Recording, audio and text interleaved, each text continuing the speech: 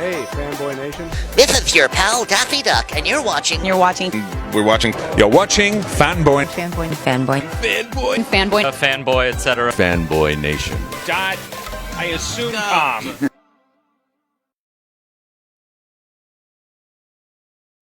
Martial arts has always been a fascination here in the United States. Post-World War II, it was judo. Eventually, in the 60s and 70s, it was kung fu. The 80s created the karate craze, and the 90s brought us BJJ. But today, thanks to Cobra Kai and the resurgence of everything going around Karate Kid, we now have the executive producer and creator of Kiddie Kai, which is on Discovery Plus. Eric Evangelista, how are you today? Good. Thanks for having me, RC. I really appreciate it. I'm excited. Listen, it is a great pleasure of mine. It's always interesting to see the ebb and flow on how we go from submission wrestling with catch wrestling to Western boxing to judo, back down to kung fu and into karate and taekwondo, and then into BJJ. So we go back and forth between grappling and striking arts as the fan favorite of the day. Yeah. Thanks. Did you watch the show? Did you watch any of the episodes? I've watched some of the episodes. It's a lot of fun. It's great seeing these kids come up with the discipline that they have. I wish I have their level of flexibility, more so than anything. So.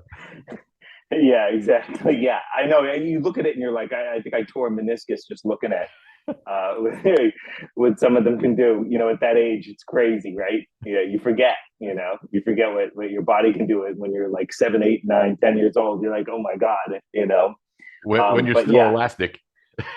Yeah, exactly. Yeah, Eric. We've heard the phrase McDojo over the years. Because so many just keep popping up out of nowhere.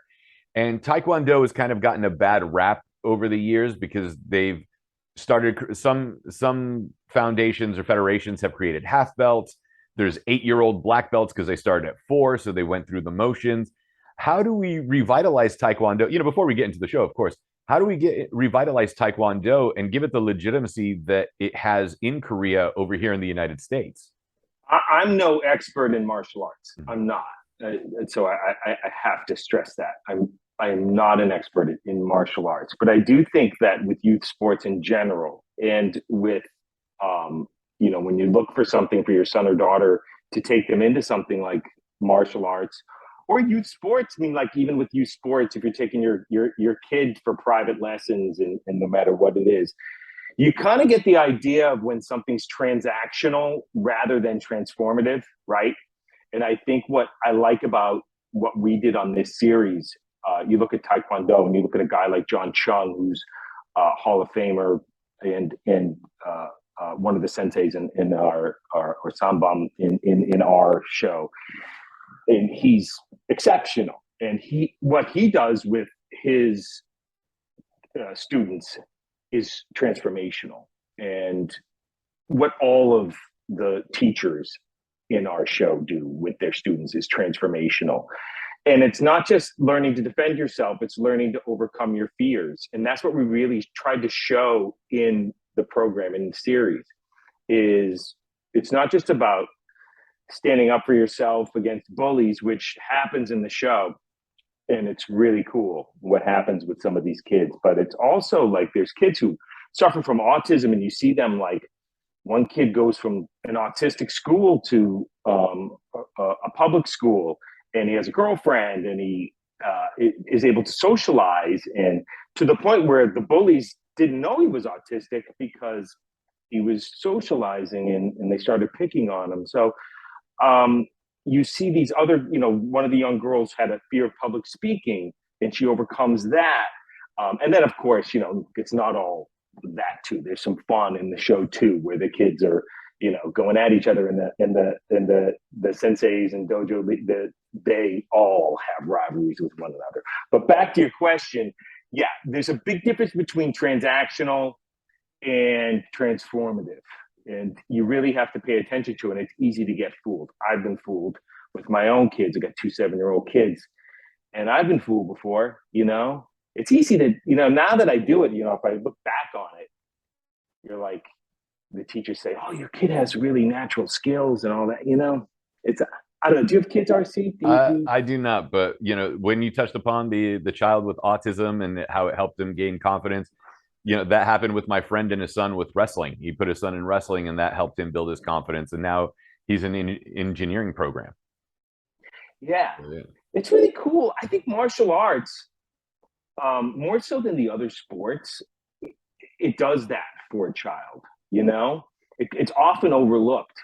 A lot of dads and moms will throw their kid into football and little league and basketball and hockey, and the martial arts gets kind of overlooked sometimes. Didn't used to, has, like you were saying in your intro, the resurgence of these things, like the times they were hot, right? Like in the 80s and the 90s. But people should look into it for their kids. I put my daughter in karate right away, and my son does boxing, and it really, among other sports, and it really does something for their confidence, and it's an important thing. Yeah. Was the catalyst for this docu-series based on your experience with your children and how you saw boxing and karate help them evolve and be young adults? I did it afterwards. Really? I did it after I did this series. I put my son in boxing. My son plays youth hockey, and I did it for my daughter after I did this series. I thought she didn't enjoy it because she wasn't really into sports. And I thought she'd enjoy it. When I was a kid in the 80s, I was way into wrestling, like obsessed into like WWF at the time. I actually worked at WWF. It was still WWF when I worked there in the year 2000 as a writer. And wait, so you were there for the whole demise of WCW and everything? No, it was still versus WCW. It was the year 2000. Right around this time, actually, I was there for a very short period of time. I couldn't hack it. It wasn't made up for me. But I have nothing bad to say about it. It was like a wonderful experience. You always hear bad things about Vince McMahon, but he was like I learned so much about just my short time there about how to produce television from him, the way he runs a crew and the way he runs it. He was a master of it, and he was a very kind and nice person. That's beside the point. I'm happy to talk about that if you wanted. But I was obsessed with wrestling in the 80s. Like, I knew everybody's hometown. Don Morocco was like my favorite guy. In Sunset Beach, Hawaii. Like, I loved all the bad guys. At that age, I love Mr. Fuji. I love the Iron Sheik. I love like the guys who really the bad guys were. It's hard to be a bad guy. It's easy to be a good guy. It's harder to be a bad guy. So I love wrestling. Anyway, we're getting off topic, but I love. It's all right. We can spend hours talking about wrestling, so we'll be fine. Me too. I love it so much. That was like, I always wanted to do a show like that. I did another, basically, this is so, I can say this on your show because I think your audience would appreciate it. But when I talk about it on other shows, people look down on it. I don't think it's anything to look down on, but I feel like cool saying this to because you guys probably understand it. It's like all the shows I create and produce are kind of like, I use that style of 80s wrestling of like how to introduce a character and how to like capture an audience. Like I did a show called Amish Mafia. I created that show and directed it and produced it. And like, it was a great show. I'm not going to lie. It was fun. Thanks, man. So like, when you introduce a character, you gotta the audience needs to understand who that is, like right away, yeah, I get it, So anyway, I like doing shows like that. And I like what I liked about Kiddie Kai, which is the show I do for Discovery Plus, is that it has a lot of heart, but there's good guys, there's bad guys, and you don't really know who the good guys and the bad guys are. And it changes every episode. You're like, I hate that guy. Oh, wait a minute, I like that guy. Oh, wait a minute. I understand him. And then I do a flashback of the sensei and how he became that way and how he turned into that and why he got into martial arts. And so I really like it. I think if you're a guy or a woman and you're into that kind of and you're into martial arts, I really think you'll like the show. I really, really do. I'm very proud of it. I worked so hard on it. And if As you you grew up should like be. I did watching wrestling and stuff like that, man, you really will like the show. And also the fact it gives parents hope that we're either iffy because they were afraid of the violence or their kids are being bullied, know now what to look for in selecting a martial arts school for their kids. Yeah, and in the tournament too, like they wear like, I mean, they have like a ton of gear on. I mean, there's no way they're going to get hurt. And in a tournament, in a real fight, it's much different, obviously, if, learning to defend yourself in the schoolyard against a bullier and, but in a tournament, I can't imagine anyone getting hurt really badly unless you slip and hurt your knee or something. But like, I mean, they're really protected. Especially at that age range for the younger kids. Oh yeah, yeah, yeah. How did you go about finding the dojos and where to go and finding the karate school and the taekwondo school and the various forms of striking schools and traditional martial arts to incorporate them into the show? Well, you really have to take your time, when you do a show and to develop a show.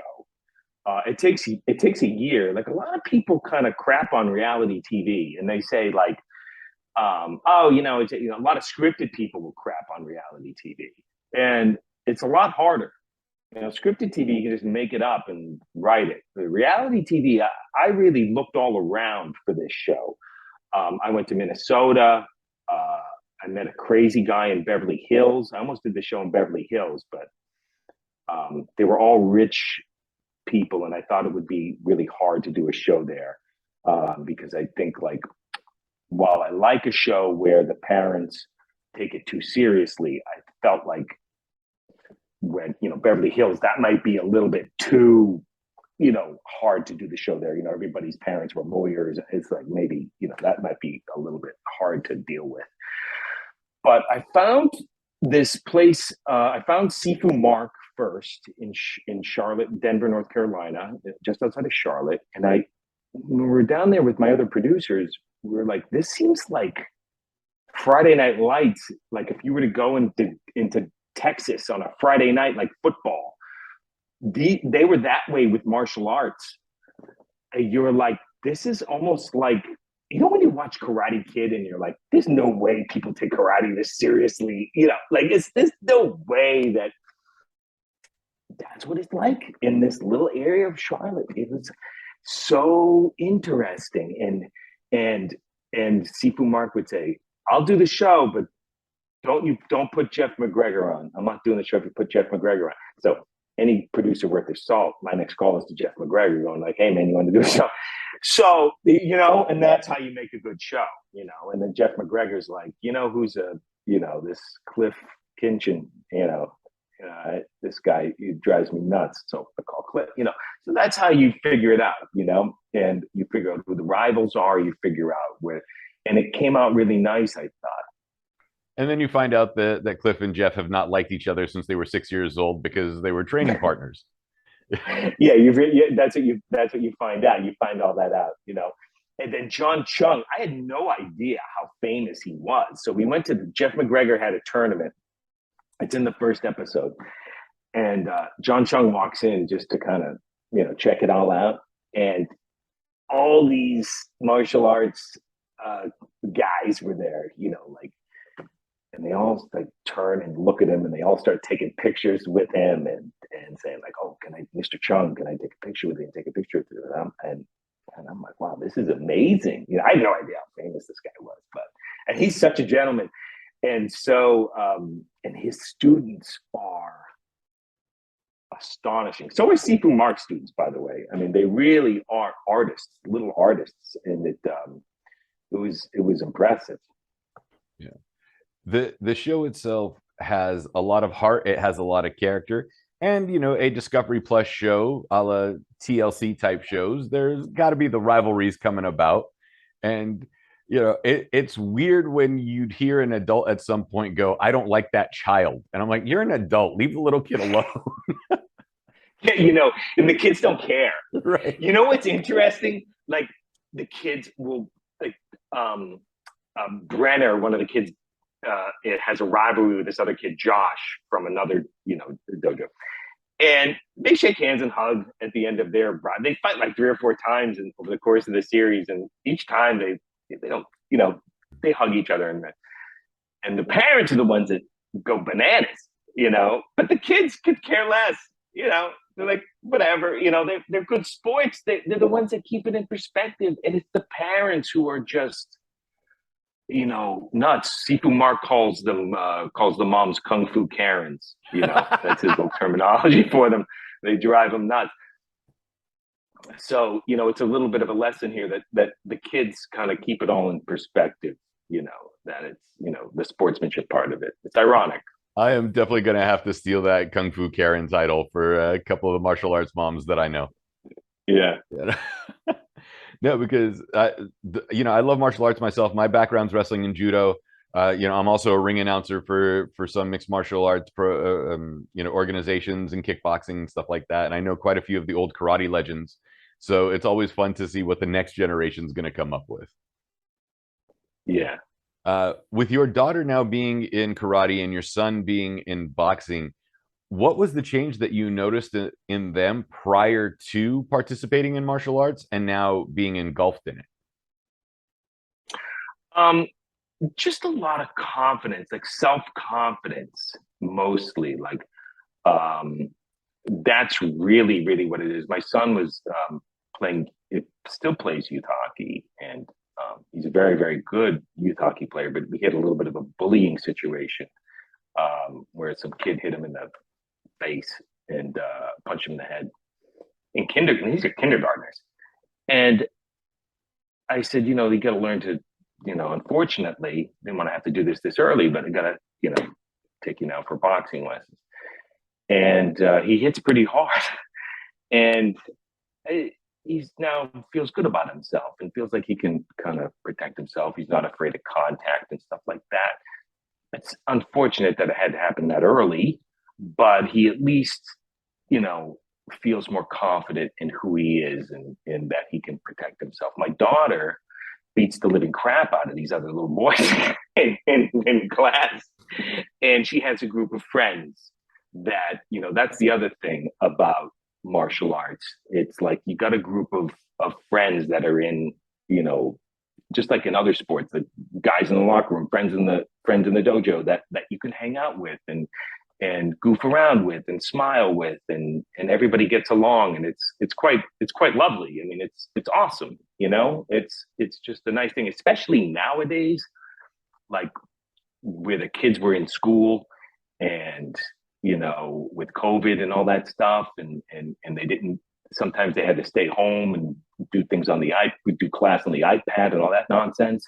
To be able to, karate was open. Karate was still open. Sports was still open, and it was a way for them all to make friends and to hang out together and all that stuff. So it was very, very important, very, very important. And my daughter still has, still goes to karate and has all those friends. So no, it's great. It's terrific. I threw my son in there too, and that he plays the role of a little Sifu Mark in the recreation. So. That's got to be fun for him. Yeah. You're essentially doing docuseries. It's not like trash TV, which is what I'm thrilled with.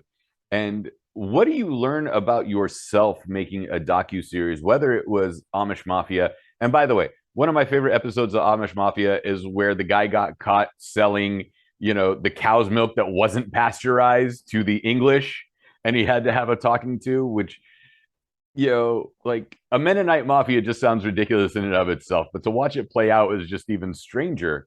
And then with this, the hope that these children have, whether it's bullying or autism or, rivalries, and not just between the kids, but the coaches and the parents and everybody else. What do you learn about yourself as an individual when you make these type of reality shows? I don't, it's a lot of fun because, when you're a little kid watching wrestling, you always knew it wasn't real. Like, I don't remember I don't remember where I was when I, I know I don't think I ever believed in Santa Claus. I don't remember believing in Santa Claus. I don't remember like thinking like Santa Claus was real, or I'm sure I did at one point, but I don't remember the moment where I was when I found out Santa Claus wasn't real. I remember the moment where I was when I found out wrestling wasn't real, though. Like that, I remember like vividly. And you know, but you know, and that was I was like in second grade, but I was still into it, you know, and rabidly for all through high school and whatever. And like the idea that one day I'd be able to create this stuff on TV and to be able to have a say in what goes on the air and be able to like, you know, you're talking about Amish Mafia mostly, and like, because Kiddie Kai is all real, but like, you know, to be able to like have a say in how I introduce a character and how to do it, it's like a dream come true. It's like, you know, it's amazing, you know, it's fantastic. So you learn a lot about other human beings and what motivates them and what, you know, like I hang out with Amish people, right, like on a farm, and hear all these stories about like Amish guys, you know, and the how they went to jail and their lives, and how what crimes are committed in their community and what they consider a crime, and some things that are huge crimes, like in our world too. It's fascinating. I meet so many different people. I do shows about polygamous cults, and I just all the different people I meet. It's amazing. It's absolutely amazing. Like all those fake wrestlers from the 80s. We've actually met like the real life versions of them somehow, and like you know, like the real things, like and it's fantastic. It's a wonderful life that I've been blessed with. It's great. Well, Eric, you do have a legitimate wrestling style name. I mean, your name is Eric Evangelista. Like you could have been a heel just on your name alone. Would have been awesome. Would have been a good manager. I'm not built for the, but it would have been a good manager. Like, you know, yeah. You know, that's just total like NWA style, you know, manager name or wrestler name. So congratulations with that, you know, and being given such a simple name, you didn't have to change it to it for television's sake. Yeah, thanks, man. Like Hulk Hogan, we're pretty sure that's not Terry Bollea's, you know, legal name at this point, unless he changed it by law. So yeah. You have so much fun in doing this and creating, you know, your love of using wrestling from the 80s as an inspiration for your work today just makes it make even more sense. Because, you know, I'm not going to get into a political discourse, but I used to be a teacher, and I reminded my students, I was like, you have to remember political rallies, right? Tent revivals and professional wrestling all started on the carnival circuit. That's why they all have the same cadences. And so now to realize that your love of professional wrestling has gone into your work in reality television, it now makes sense that the cadence is the same. I actually have a bizarre. I even worked at ABC News. I mean, like I had like a very bizarre career. You know, not many people work for Peter Jennings and Vince McMahon. So it's a very, very weird career. I can only imagine your 87-page resume at this point. Yeah, it's a weird one. You know, for the parents that are apprehensive for the fear of violence, you know, that might want to watch Kiddie Kai, but are like, I don't want to deal with the violence. I don't want to introduce violence into my kid's life. You know, that pseudo pacifism that we see a lot of today. What would you tell them about the show? Oh, it's not violent at all. It has so much heart, and I mean, sack up. I mean, come on. I mean, you can't. It's not. I mean, I can't imagine. Do you think there's parents out there that like won't take their kid to martial arts, a karate class? I mean, come on. I guess there are. You probably know this more than I do. You probably come across it a lot, right? Is that true? I hear some interesting stuff, and I was just like, you really don't know what you're missing in depriving your child of this. That's crazy. What kind of stuff have you heard? Is that true? They don't want their kids to turn into the bully. They don't want their kids to be exposed to violence. They don't want, you know, they're afraid everyone's going to become Johnny Lawrence, basically. It's the exact opposite. It's the exact opposite. It's a 180. Mm-hmm. It's not that. It's the kids who, like, everybody in those classes is the kid who got them. You know, it's the kid, like, the kids in those classes are not those kids. I mean, you have to watch the show. I promise you and your audience, if you will love this show. You really would. Please give it a chance. I promise you. You can watch all 6 episodes at once. It's on Discovery Plus. There's even a 7-day trial that's free on Discovery Plus, so you don't even have to pay for it. You just watch the 6 episodes, and cancel it. Who cares? Like, just, I mean, honestly, you'll love it. You know, I swear, you really will enjoy it. Eric, I love your spirit, man. We got to keep in touch after this interview for sure. Oh, I would love that, man. Yeah. Especially if you do like an 80s wrestling thing, I would dig it, man. I have a couple of 80s wrestling friends I need to introduce you to. Oh, great. Yeah. Yeah. But Eric, where can we find you and the show on social media if we want to connect? Oh, it's just Hot Snakes Media on Twitter, hotsnakesmedia.com on the internet. And yeah. Perfect, man. Well, Kiddie Kai is available now on Discovery Plus. Stick around for a couple of minutes so we can talk off the record, but it's been a great pleasure chatting with you, and I can't wait to see what season 2 will hold. I hope so too. Thanks, RC. Thanks for having me.